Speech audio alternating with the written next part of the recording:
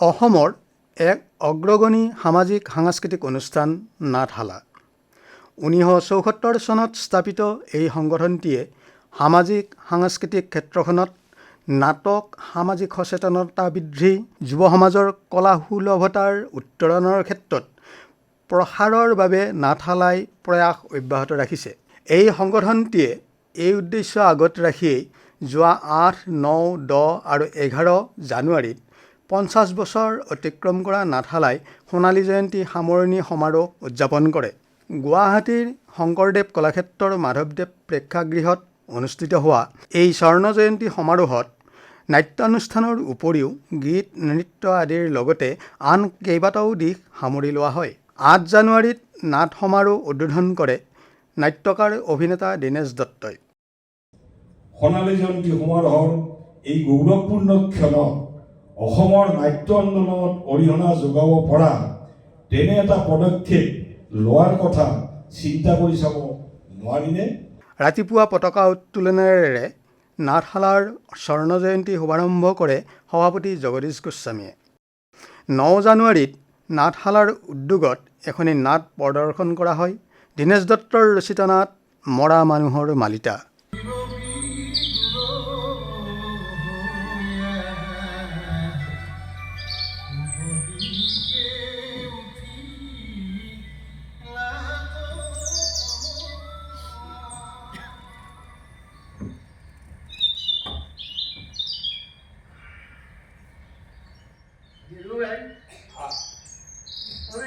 কিমান সময় লগাব?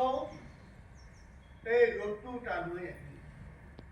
এনেকে আৰু বহি বহি কিমান সময় কটাব? সময় লাগিব। 3টাকৈ ডেড বডি পুতিব পৰাকৈ গাঁত খান্দিব লাগিব। বহুত সময় লাগিব। কি কৰিবি? পুলিচৰ ডিউটি কৰিবই লাগিব। মদ খোৱা স্বাস্থ্যৰ পক্ষে অপকাৰ। ইয়াৰ পৰা নানা ধৰণৰ অনিষ্ট হয়। আজি দেখোন কি কৰিলি? চহৰৰ য'তে দোকান দিয়া, এই মদ তৈয়াৰ কৰা, এইবিলাক কি? শুন, আমি যেতিয়া প্ৰথম গুৱাহাটীলৈ আহিছিলোঁ, বুজিছ, যেতিয়া মদাহী বোৰে এখন নিৰ্দিষ্ট দোকানলৈ যায় মনে মনে মতিলা দেখিছিলোঁ। তেতিয়াহ'লে মদৰ দোকানবিলাকত গাখীৰ বেচিব নেকি? নাই। সেইবোৰত খাটি বিদেশী মাল পোৱা যাব আৰু স্বাস্থ্যসম্পন্ন চুলাইৰ বিক্ৰীৰ ব্যৱস্থাও থাকিব।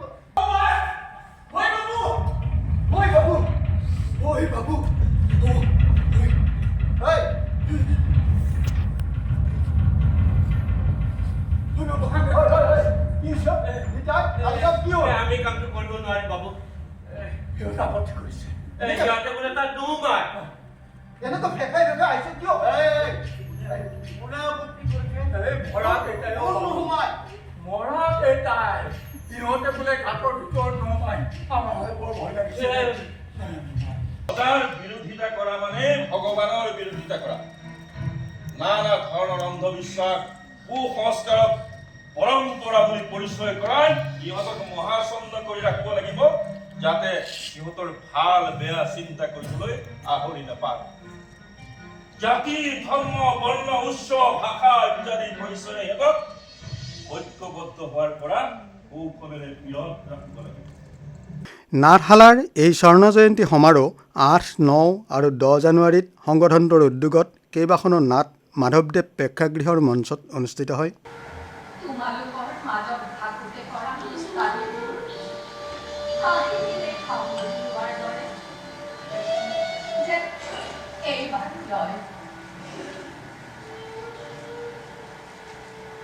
এইবাৰ কিন্তু মই নিজে দুষ্টালি কৰি তোমালোকৰ পৰা আঁতৰি অহা নাই। লজ্জাজনক আৰু অজনক নহয় যে মৃত্যুৰ কথাবোৰ কালিও আছিল।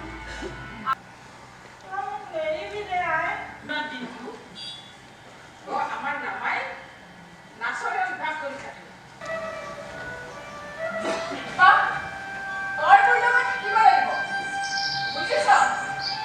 মই বুজিছো তই কি ক'ব বিচাৰিছ।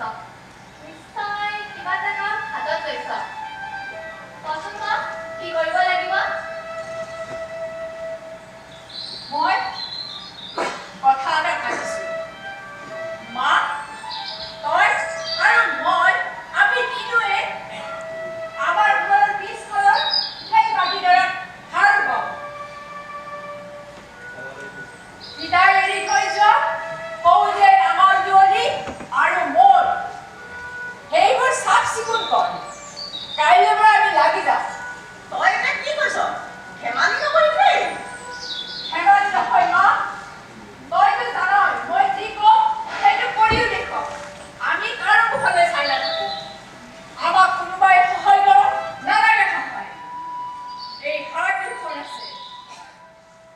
অন্তিম দিনা অৰ্থাৎ 11 জানুৱাৰীত বিভিন্ন সাংস্কৃতিক অনুষ্ঠান পৰিৱেশন কৰি দৰ্শকৰ মন মোহিত কৰে।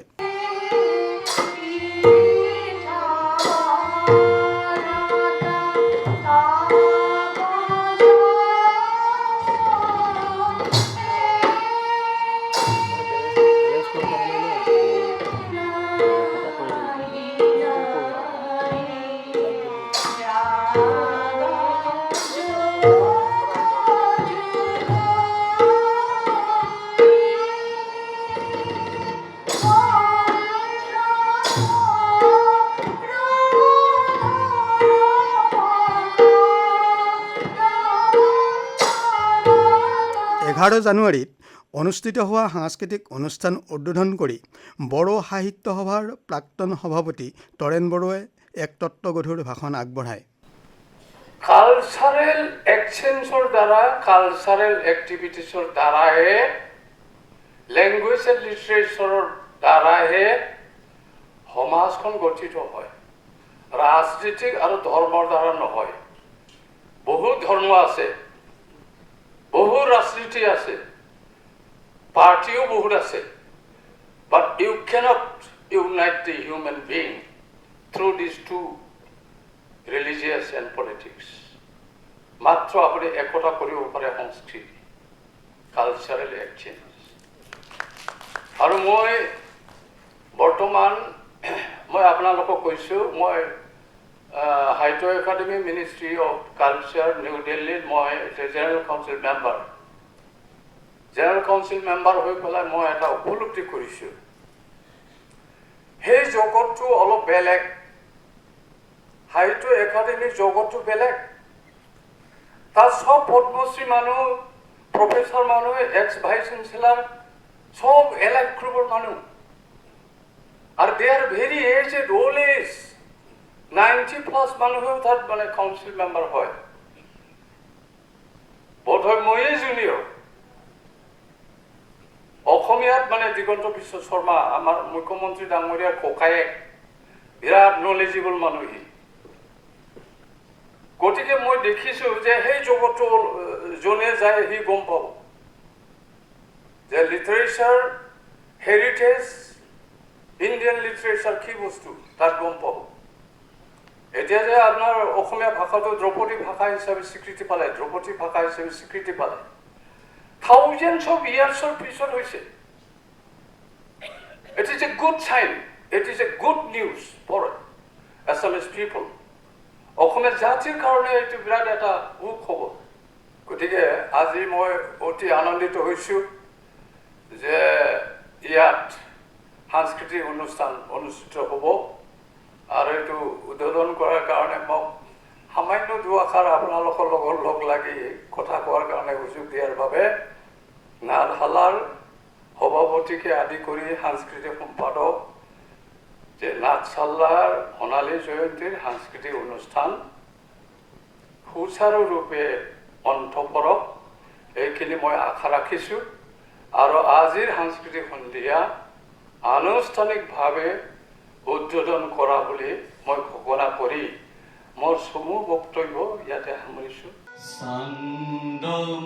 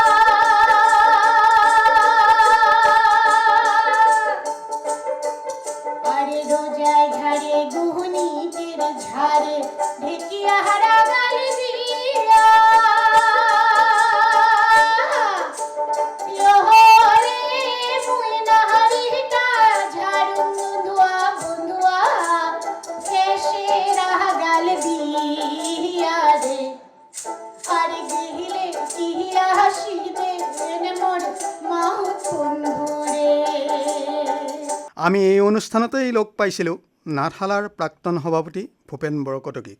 অনুষ্ঠানটোৰ সম্পৰ্কত তেওঁ কয়, নাটশালা এতিয়া সম্প্ৰতি অসমৰ এটা অগ্ৰণী অনুষ্ঠান, সাংস্কৃতিক অনুষ্ঠান হিচাপে এতিয়া প্ৰতিষ্ঠিত হৈছে বুলি আমি ক'ব পাৰোঁ। আৰু ইয়াৰ প্ৰতিষ্ঠা হৈছিল 1974 চনত। 1974 চনত আমি 3জন কলেজীয়া বন্ধু কলেজৰ পৰা ওলাই পেলাই আমি এই অনুষ্ঠানটো TC হায়াৰ ছেকেণ্ডেৰী স্কুলৰ উচ্চতৰ মাধ্যমিক স্কুলৰ পিছফালে থকা এডোখৰ মাটিত আমাৰ দুৰ্দান্ত নাট্যপ্ৰেমৰ বাবে, আমি নাটকৰ প্ৰতি অনুৰাগৰ বাবে আমি 3টা বন্ধুৱে সেইখিনি চৰকাৰী মাটি, তেতিয়া তাত কোনো ঘৰ দুৱাৰ নাছিল, গতিকে আমি তাতেই এই এটা খেৰ বাঁহৰ ঘৰেৰে সেইটো প্ৰতিষ্ঠা কৰিছিলোঁ। আৰু আমাৰ 3জন মাত্ৰ বন্ধু আছিলোঁ প্ৰথম অৱস্থাত। তাৰপিছত আমাৰ লগত আৰু বহুকেইজনেই আহিল। আমি প্ৰথম অগ্নি পৰীক্ষা নামৰ ফণী তালুকদাৰদেৱৰ এখন নাটকেৰে আমি সূচনা কৰিছিলোঁ, নাটশালাৰ জন্ম প্ৰতিষ্ঠা এটা উদ্বোধনী নাট হিচাপে। আৰু সেই নাটকখনৰ পিছতেই আমাৰ যাত্ৰা অব্যাহত আছিল। আৰু সেই যাত্ৰা অব্যাহত ৰাখি তাৰপিছত পৰৱৰ্তীভাৱে প্ৰায় 35জন সদস্য আমাৰ হৈছিল নাটশালাত। আৰু সকলোবিলাকেই আছিল নাট্য অনুৰাগী আৰু প্ৰত্যেকেই এটা সামাজিক বাৰ্তা দিয়াৰ প্ৰতি আগ্ৰহী আছিল, যাতে কেৱল মনোৰঞ্জনৰ বাবে নাটক বা সাংস্কৃতিক অনুষ্ঠান কৰা নহয়, তাৰ পৰিৱৰ্তে জনসাধাৰণক এটা চিন্তাৰ খোৰাক দিব পৰাকৈ কিছু নাটক বা সাংস্কৃতিক অনুষ্ঠান দিব পাৰোঁ আমি, তাকেই চেষ্টা কৰিছিলোঁ।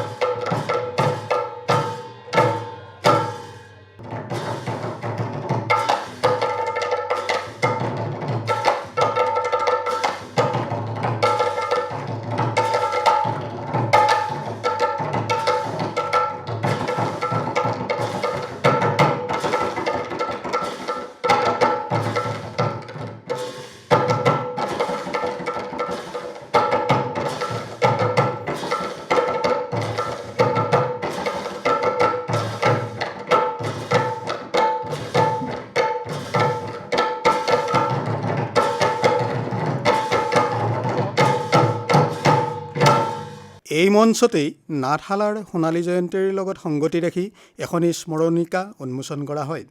স্মৰণিকাখন উন্মোচন কৰি নাটশালাৰ প্ৰতিষ্ঠাপক সম্পাদক প্ৰয়াত ৰমেশ কণ্ডলীৰ পত্নী শ্ৰীমতী মঞ্জু কণ্ডলীয়ে কয়, এটি সাংস্কৃতিক অনুষ্ঠান নাটশালা, তাত মোৰ স্বামী শ্ৰীযুত ৰমেশ কণ্ডলীয়ে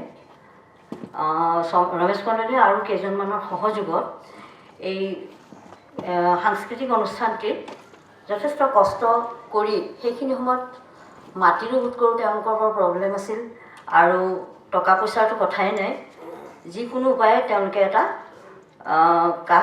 কাঠ বাঁহৰ ঘৰ এটা এই কিখিনি হেদায়তপুৰৰ ওচৰত এইখিনি TC স্কুলৰ কাষত সৰু এটুকুৰা মাটিত তেওঁলোকে এটা নাথালা নামৰ অনুষ্ঠানটিৰ গঢ় দিছিলে।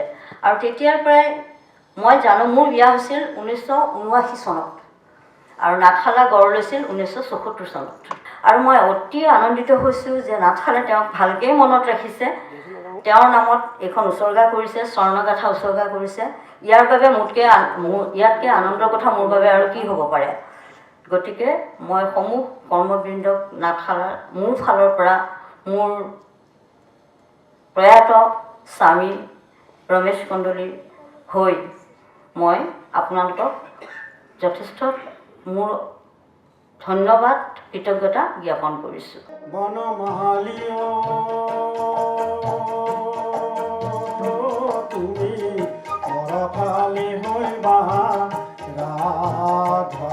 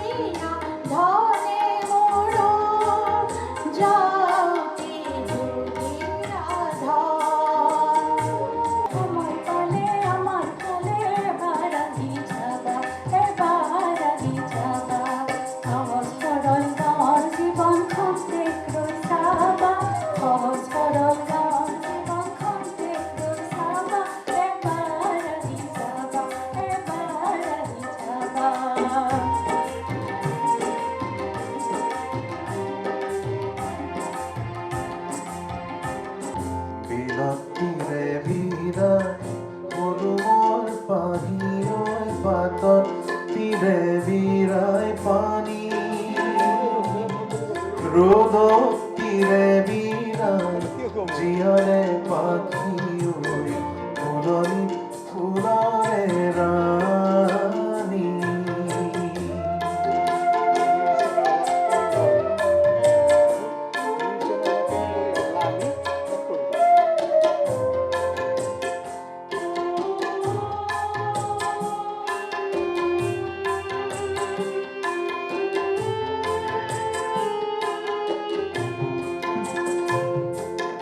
এন্ধাৰত জিলিকে জোনাকী পৰুৱা আকাশত জিলিকে জোন এন্ধাৰত জিলিকে জোনাকী পৰুৱা আকাশত জিলিকে জোন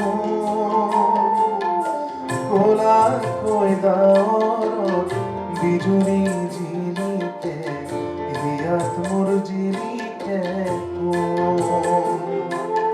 ক'লাকৈ ডাৱৰত বিজুলী জিলিকে নাথশালাৰ সভাপতি জগদীশ গোস্বামীয়ে 50 বছৰ অতিক্ৰম কৰা নাথশালাৰ উদ্দেশ্য আৰু স্বৰ্ণ জয়ন্তী সম্পৰ্কত এইদৰে ব্যক্ত কৰে। 1974 চনত এচাম উদীয়মান ব্যক্তিৰ উদীয়মান ডেকাৰ তৎপৰতাত নাথশালা নামৰ এই সামাজিক সাংস্কৃতিক অনুষ্ঠানটো প্ৰতিষ্ঠিত হৈছিল আৰু জন্মলগ্নৰে পৰা এই প্ৰতিষ্ঠানটোৱে এটা কথাত বিশ্বাস কৰি আহিছে যে কলা সদায় মানুহৰ বাবে। সাধাৰণ মানুহেই কলাৰ সৃষ্টি কৰে, সাধাৰণ মানুহে নিজৰ জীৱন সংগ্ৰামৰ যোগেদিয়েই সংস্কৃতিৰ সৃষ্টি কৰে আৰু এই সংস্কৃতিকে ঊৰ্ধত তুলি ধৰাৰ বাবে নাথশালাই আৰম্ভণিৰ পৰাই যৎপৰোনাস্তি চেষ্টা কৰি আহিছে আৰু নাথশালাই আন এটা কাম কৰিছে, সেয়া হ'ল অপেচাদাৰী নাট্যগোষ্ঠীৰ যি ভূমিকা সেই ভূমিকা পালন কৰি আহিছে। আজিলৈকে নাথশালাই বিশুদ্ধভাৱে অপেচাদাৰী নাট্যগোষ্ঠীৰ যি কৰ্তব্য সেই কৰ্তব্য পালন কৰি অহাৰ কাৰণে চেষ্টা চলাইছে। নাথশালাই কেতিয়াও এনেকুৱা কাম কৰা নাই যে মঞ্চত চমক দিয়াৰ কাৰণে কোনোবা বিশেষ প্ৰতিষ্ঠিত শিল্পীক আনি তেওঁলোকৰ দ্বাৰা নাট মঞ্চস্থ কৰিছে, বৰঞ্চ একেবাৰে নতুন, কোনোদিন কেতিয়াবা ষ্টেজত নুঠোৱা, কোনোদিন ষ্টেজলৈ নহা তেনেকুৱা মানুহক লৈ নাথশালাই নাট মঞ্চস্থ কৰি আহিছে। অতি সুন্দৰ সুন্দৰ নাথশালাই মঞ্চস্থ কৰিছে। নাথশালাৰ প্ৰযোজনা যথেষ্ট গাম্ভীৰ্যপূৰ্ণ প্ৰযোজনা, অথচ কোনো ধৰণৰ তাত চমক নাথাকে আৰু আমি আজি প্ৰতি 50 বছৰ ধৰি এই কথাটো, এই যিটো আমাৰ আদৰ্শ সেই আদৰ্শটো আমি একেবাৰে শিৰোধাৰ্য কৰি আহিছোঁ। নাথশালাৰ জনহিতৈষী কাৰ্যাৱলীৰ লগতে গুৱাহাটী মহানগৰীৰ অপেচাদাৰী সাংস্কৃতিক সংগঠনসমূহৰ মাজত ভাতৃত্ববোধৰ সমন্বয় সাধন আদিৰ ক্ষেত্ৰত অনবদ্য প্ৰয়াসৰ বাবে নাথশালাই যি প্ৰচেষ্টাৰে কাম কৰি গৈছে তাৰ বাবে উপস্থিত দৰ্শক আৰু জনমানসত গভীৰ সাঁচ পেলাবলৈ সক্ষম হৈছে।